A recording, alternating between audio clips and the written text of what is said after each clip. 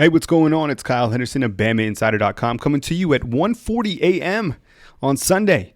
Alabama defeats Tennessee 35-13. There's a lot to break down.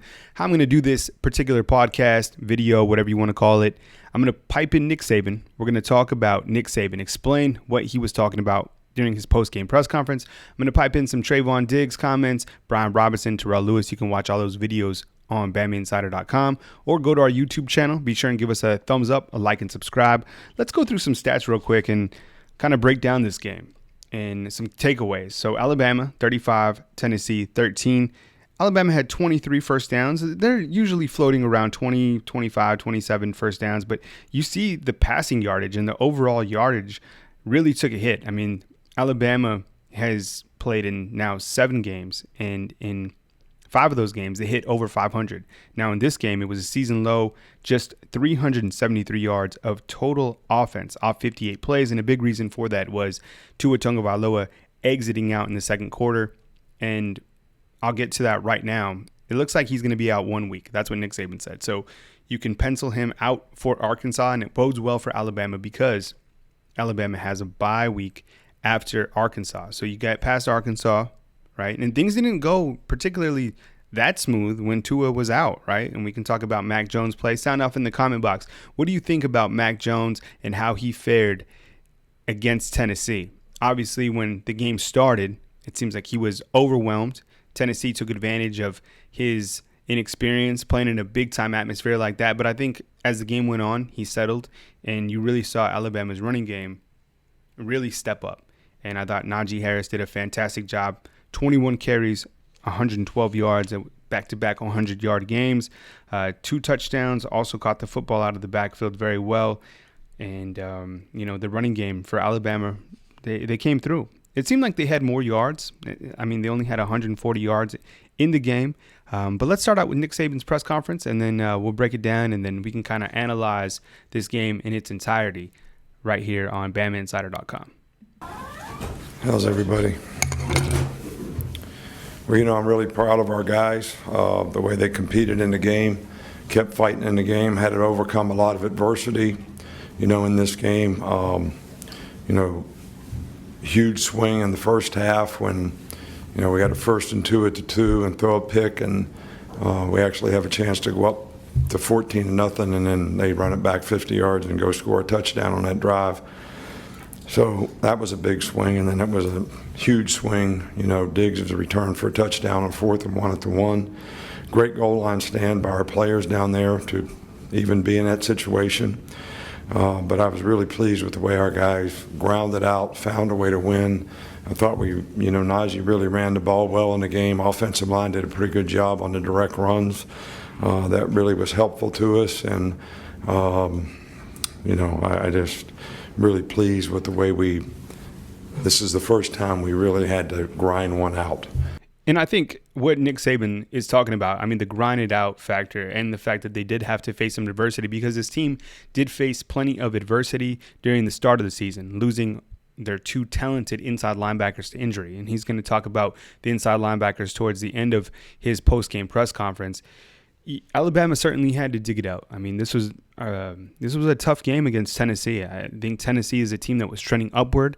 Jeremy Pruitt knows how to, he knows Nick Saban. He knows this environment. He's been here before. He's from Alabama. Now, is Tennessee as talented as Alabama? No, but I think they had a good game plan coming in. And Nick Saban knew that. In these rivalry games, I mean, look, Wisconsin went down. Georgia went down. I mean, any given Saturday. So this was really the first time that Alabama had that nitty-gritty, win. They had to gut it out. They had to figure out a way to win without Tua Tagovailoa. And we've talked about that all season long. I think the Achilles heel of this particular team is the health of Tua Tagovailoa. I'm extremely curious to see how this team can fare without him against Arkansas.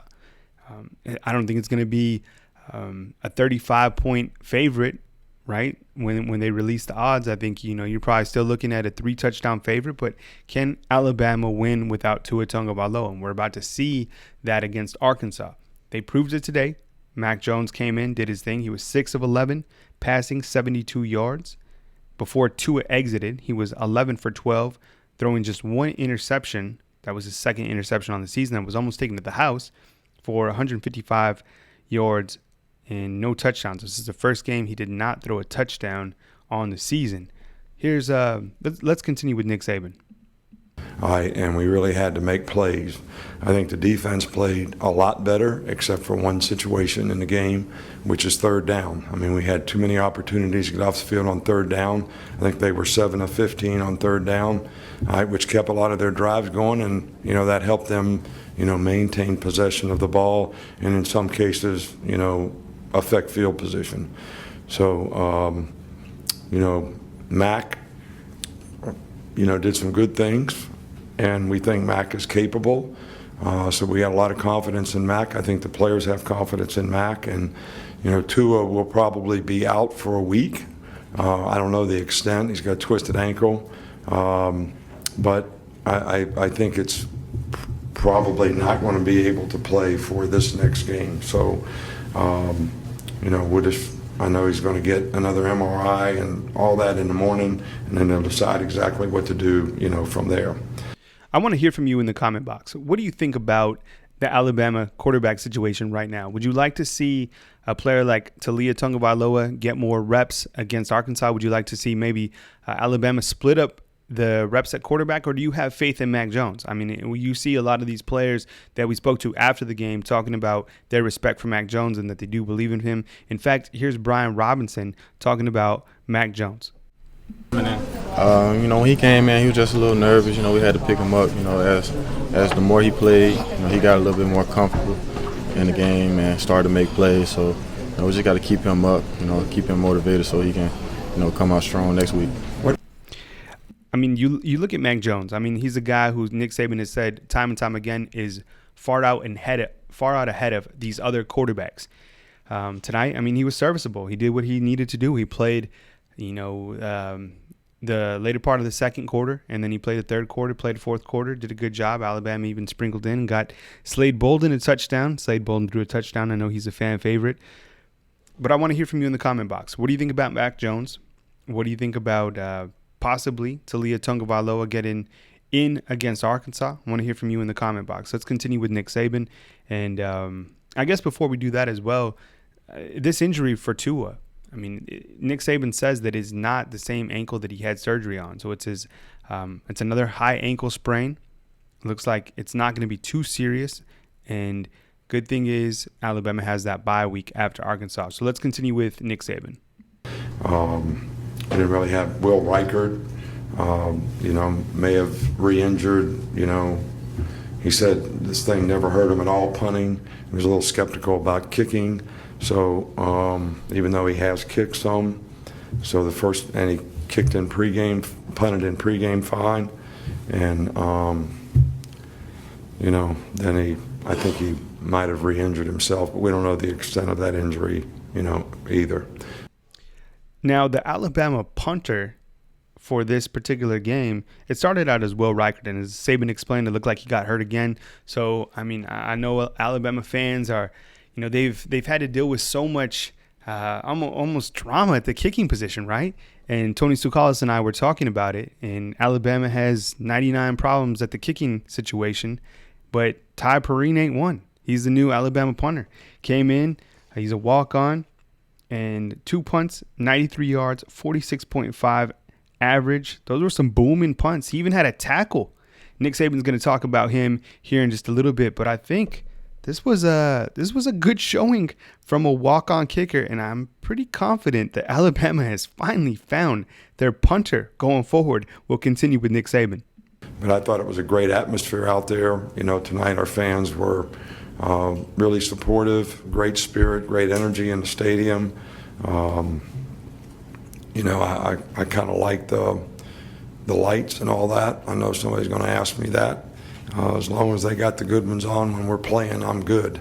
And they seem to do a pretty good job of choreographing all that. The lights at Bryant Denny Stadium. Very impressive showing. I thought it was fantastic. I loved how the Alabama lighting crew choreographed the lights. It was great. Right before kickoff, the lights would go from red to black to off to all red. I mean, it was fantastic. Thought it was a really great showing, and it really fired up the crowd. I mean, I can't even imagine what that game against LSU would be like if the game was at night, because the intensity for this particular game, and Alabama needed that fan base to beat Tennessee. Absolutely. You know, the fans were in it the entirety, which was really important. I feel that Alabama will have that same intensity against Arkansas for homecoming week. The lighting show is very, very cool. Definitely not overrated. Go check it out on our YouTube channel. We uploaded the entirety of the light show, so you can get a good feel of how the lights looked at Bryant Denny Stadium. We're continuing with Nick Saban. All right, Coach, we'll start over here on the left with Michael. What was the message to Mac when he came into the game, and how did he respond at halftime? Well, Tua came out of the game. I didn't even know he was hurt. We called timeout because the shot clock was running out, and he said he felt like he twisted his ankle, and so we took him out. Mac had to go in. So, I mean, you don't really have time to give him a pep talk or anything.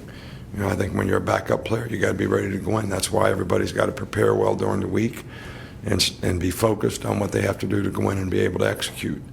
And, we'll try to get, Mac doing the things that he can do well, and we got a lot of good players on offense, and try to feature what they can do to help them. I think what Saban is talking about right here is the fact that while Mac Jones doesn't have the ability that Tua has, Mac Jones can still lead this offense because of the weapons that he has around him, right? So if Mac Jones can still distribute the football to any of these talented wide receivers, Alabama is still in a good position. Alabama can still be effective. The offense can still do their thing. But I think tonight, Alabama showcased that they can win running the football, which is very important. We've all talked about Alabama's lack of running game at the start of the season, and mainly that's because Tua is so efficient throwing the football. Now, tonight, Alabama had to rely on Najee Harris. We finally saw him hit 21 carries. He can carry the load. I mean, he looked like an NFL back tonight. You saw Brian Robinson get his 7 carries for 40 yards and a touchdown. He had that nice sprint out where he trucked that dude to get into the end zone. But those two, Najee Harris and Brian Robinson, they're certainly trending upward. They looked great tonight, and they proved that they can lead this team. And I think that's very important, especially now going into this Arkansas game. Every single game from here on out is a trap game, right? You cannot lose in college football. You got Arkansas coming up. You got the bye week. You got LSU. So these two running backs are trending upward at the right time of the season. Really impressed with the play of Najee Harris. Caught the ball well out of the backfield. And get the ball to him 25 times or so. Even more. I mean, if you have to distribute the football to him 30 times, I think he's capable of leading this offense. It was really great to see, and I think that's what Nick Saban is talking about, that they have a lot of players, particularly the running backs, that can carry the load and continue to lead this Alabama offense. Right over there. What did you think of the movement you got from your offensive line tonight? I thought they did a good job, especially on the direct runs. We seemed to have more trouble running the ball on the edges. We couldn't run the ball on the edges, but, the direct runs were really good for us. And when you do that, that means that people up front are getting movement on people, and, the backs are hitting the north and south. And I thought they did a really good job from that standpoint. I think there was one particular play when Deontay Brown, it was when Najee Harris scored from a 1-yard touchdown. It looked like Tennessee had no idea what was happening. If you go back and watch that play, Deontay Brown sets the edge, and he just completely dominates the defensive end. I thought Leatherwood and Wills continued to play very well. I thought Jedrick Wills, you go back and watch the tape. I watched the game not only from the press box, but I also have it up on my computer, so I rewatch every single play twice. I thought Jedrick Wills did a fantastic job. There was a play where Landon Dickerson, it was actually on Tua's interception, where he lost pass protection, and then he just looked lost. But other than that, I think he did really good. I still like Landon Dickerson at that center position. I think that Alabama has found their best set of 5 offensive linemen. It was kind of interesting, and we put this in our pregame notes, that Chris Owens was wearing number 84. He's a center who started, right? You know who Chris Owens is. He's number 84. Just found that really strange. Kind of wondering what Alabama has, in terms of tricks up their sleeves. We continue with Nick Saban's press conference. Stay over there with James. You mentioned the one goal line stand, but I was curious what else you saw out of your red zone defense. Tennessee gave you some help with some penalties, but what did you see out of your execution in the red zone? Yeah, well, we gave them some help too. So we had a couple pass interferences on third down that, probably wouldn't have been balls that they would have caught. So we gave them some help too. Obviously, the big penalty was the roughing the passer that kept a drive going, and we all went down and went up to 28. So, look, I didn't see it. I was watching the coverage and the routes and all that, so I can't comment on the call at all. There were a lot of penalties in the game. It's something that we've really been emphasizing with our players, but we didn't have a lot of undisciplined penalties in this game. We just got to do a better job of playing the ball so that we don't get pass interference penalties on third down. They kill you. I think in this particular situation, Nick Saban's talking about that opening drive. It was a second drive, actually, when Alabama was driving inside the red zone and threw that pick. I mean, Tua should have never thrown that pass. He should have ate it. That was the play I was talking about where Landon Dickerson looked lost and allowed the pressure. He should have ate that. And that led to points. And Nick Saban has talked about the turnovers. The teams that turn over the football do not win the game. And that was a costly turnover, and it led to points. When you look at the red zone scoring chances, Tennessee scored 3 out of 4 times, Alabama 4 for 6. And the penalties, there was 21 total penalties in this game, 13 penalties on Tennessee, if you can believe that, 8 penalties on Alabama. That is still high for Alabama. But as Nick Saban said, they weren't necessarily, discipline penalties. They're kind of just a couple things that they can clean up. I think, this team has been penalized a lot. Seen 8 penalties, 11 penalties per game. They need to control those penalties moving forward. Those penalties affect you, and they're costly. But Tennessee tonight with 13 penalties for 93 yards. We continue with Nick Saban. The front here with Chris Walsh. 2 things, please. Is Tua's ankle the same one he had surgery on? No. Okay. And did you like your team's intensity tonight? Did what? Intensity? What about it? Your team's intensity. Did you like? Do you think they played really intense? Yeah, I thought they did. You got to give Tennessee a lot of credit, man. Those guys played hard. They do a really good job coaching-wise. They gave us a lot of formation variations that, were difficult. They came to run the ball and shrink the game, and they were able to do that. I thought our energy was really good at the beginning of the game. We came out and scored. All right, and then we're ready to score again. Stopped 3 and out to start the game, and I think our guys, grinded it out and competed. It was a tough game, so I know the expectation is you think we're going to go out there and score 58 points on everybody, and nobody's going to make a first down, and I don't think that's realistic. It's our goal to try to be perfect. That's what we shoot for all the time, and we know that's impossible, but somewhere along the line, we just hope we can get to being excellent. All right, and we're not there yet. We got a lot of young players playing out there in a lot of positions, and it's a work in progress to try to get them to play better. So we got to play one game at a time and try to continue to improve. And everybody's got to do more. I said this on the radio show or at Nick at Noon or whenever. You came to Alabama to try to be the best. You came to Alabama to try to win a championship. So there's a responsibility that goes with that. Everybody's got to play with more discipline. Everybody's got to have more mental energy and intensity and be able to sustain and consistently do their job at a high level and to a high standard. And everybody's got to do that. So everybody's got to do more. We got to do more to get better. And if everybody buys into that, we'll get better. All right, let's switch it up a little bit. Let's hear from Terrell Lewis. He had another monster game. Looking at his stats, this is a guy who is going to make a lot of money in the NFL on the night. 7 total tackles, 2 sacks. Now has 5 sacks over the last 2 games. Just playing at an extremely high level. Nick Saban said that he's finally healthy.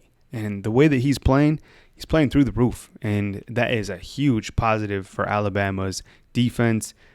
Here's Terrell Lewis. The defense, except for third down. Did you see any particular issues there? I feel like a lot of times the quarterback was holding the ball a little too long. We wasn't getting pressure early on.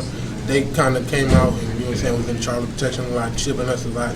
They played smart. I mean, Pruitt know what we have over at Alabama, so I feel like we adjusted to it and started getting more and more pressure. Do you feel like most of the problems on third down were when you were in time, or not really? I had to watch the film. Terrell, what's it like beating Tennessee again in that locker room? Man, it's fun. You know, me, it's my really my last time getting to play Tennessee, and then at the same time, my first time really playing against them. So to me, it was really just a fun game. Now here's Trayvon Diggs talking about the atmosphere and the energy. I mean, he had a 100-yard fumble return. I mean, that was an incredible moment. Here's Trayvon Diggs talking about the atmosphere at Bryant Denny Stadium. Yeah, I think it did. It was a very great atmosphere. I love the atmosphere. I haven't, last year I didn't make it this far, so, I'm very blessed and thankful to be here. And, the atmosphere was great. The fans were great. Everyone was great. Did it give you guys more energy? Did that fire you up? Yeah, it always fires it up. The fans, cheering for us, so it always fires up, give us that little push that we need. When you see the guy. And wanted to pipe this in, too. This is Slade Bolden. Threw a touchdown pass tonight. Here's Bolden talking about his touchdown out of the Wildcat package. And what was that like for you? Man, it was a great experience, not gonna lie. You pray for times like this to finally get a chance, and everybody executed up front, executed great, and Miller got open, and thankfully I threw a good ball. So it was a great time, and I really appreciate it. That's Slade Bolden. I mean, a lot of people forget that he's a Gatorade Player of the Year from Louisiana a couple seasons ago. Played quarterback. He's a very dangerous quarterback, dual threat quarterback. Plays on the scout team whenever Alabama is facing a quarterback that can run the ball. So not surprised to see him in the Wildcat formation once again. Pretty cool to see him throw a touchdown pass. Good stuff. It was one of the key moments of the game. We're going to continue with Nick Saban. Coach in the back from Tony. What did you see from Ty Perian and just at punter? What did you see from the punter, Ty? 99. What did you see from him? I mean, I saw him punt 2 punts, and he punted them really, really well.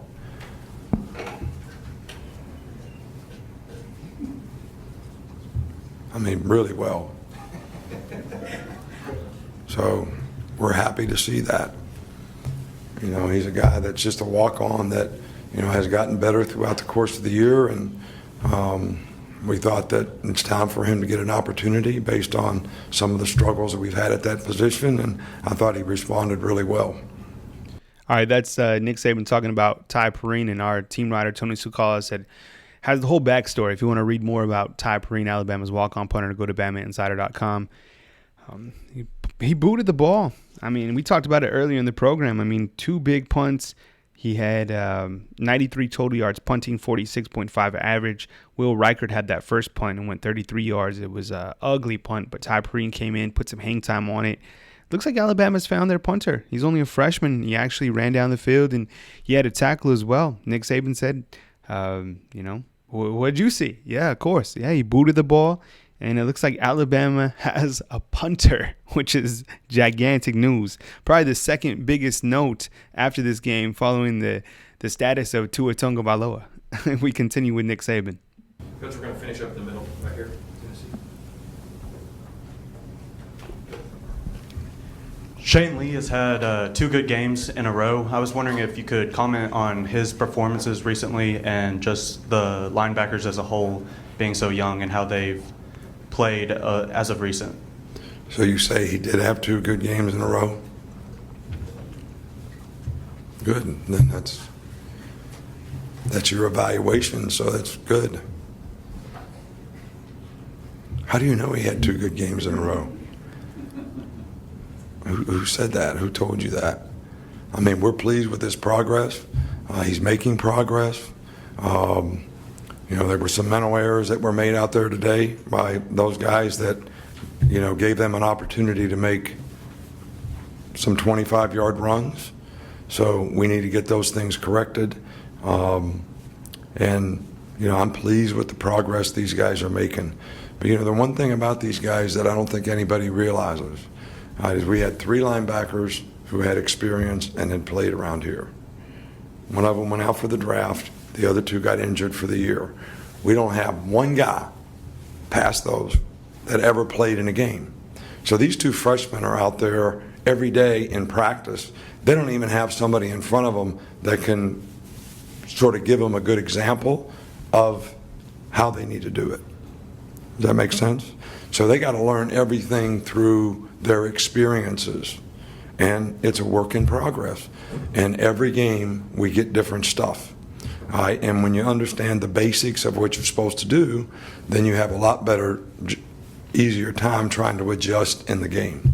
So, we're not satisfied with where we are, but we're pleased with the progress. Those guys are both hard workers. They're very conscientious. And I'm extremely pleased with their effort and what they're trying to do to be the best players they can be. All right, Coach, thank you. All right, what Saban was talking about right there is the play of the freshmen. I mean, a lot of people, I see it all the time, blaming Pete Golding for Alabama giving up yards on offense. I mean, tonight when we look at the stats, I mean, that Tennessee had 231 yards, 114 yards rushing, and then the rest passing-wise, they had 117 yards. So, I mean, the Alabama's defense, they played well tonight. I mean, they were put in some situations where they came up with some turnovers and got to the quarterback, which is an ongoing theme that we've seen in the last two games. Now, 3 sacks. And the play of Christian Harris, I mean, he had 8 total tackles, which actually led the team. And then you have Shane Lee, who had 6 tackles. Those guys, they got a lot of growing up to do. And they're learning as they go. They're only going to play in bigger games. And I've said this before. Those two are Alabama's vulnerabilities, right? I mean, there was a play tonight where Christian Harris, I mean, he had a tough time matching up with one of the wide receivers coming across the middle of the field. There's no substitute for experience, but these guys are the guys that Alabama has. There's been spot play of Markel Benton and Ali Cajo, but again and again, Nick Saban has went with those 2 freshman inside linebackers, and I'm curious to see their development as we get closer to that LSU game, and I'm curious to see what LSU does in terms of their game plan. Same with Arkansas. If I'm an offensive coordinator, I'm looking for ways that I can expose those inside linebackers, and so far those linebackers have held up well.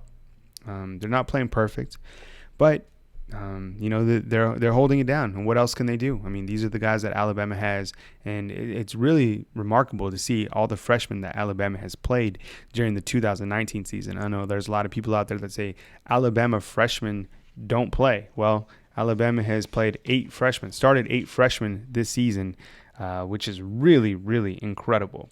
Well, thank you so much for joining me at 2:07 a.m. I hope you enjoy the rest of your Sunday. Be sure and check out all our coverage back on BamaInsider.com. Our team writer, Tony Sukalis, will have you covered team-wise. Andrew Bone, recruiting. I wear multiple hats, and I will, of course, catch you tonight at 8:30 p.m.